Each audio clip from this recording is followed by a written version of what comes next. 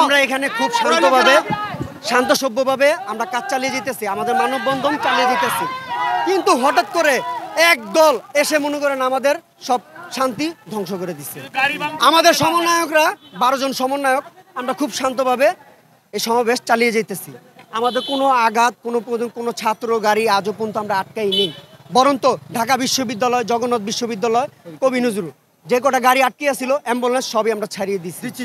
কিন্তু তদনগত কিছু আওয়ামী লীগের লোক সন্ত্রাসরা তারা আমাদের এই ধাওয়া পাটার করে।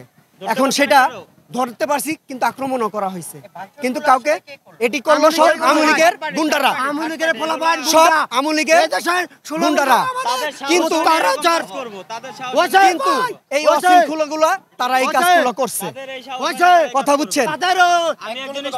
শুনেন, যত বিধাবিত সেন্টার একজন এখন কারা স্টাফ তাও সেটা আমরা তারা এই কাজ করার মতো না। অনেক থার্ড পার্টি জুড়ে মানে এই একটা ইস্যু নিয়ে বহুত পাবলিক নাচতেছে ভাই।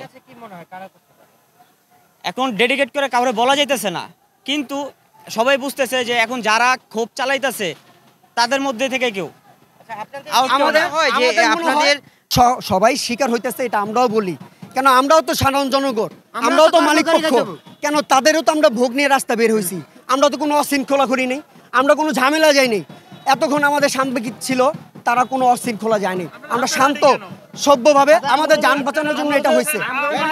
শোনো, আত্মরক্ষার জন্য নিছে, আত্মরক্ষার জন্য নিয়েছে।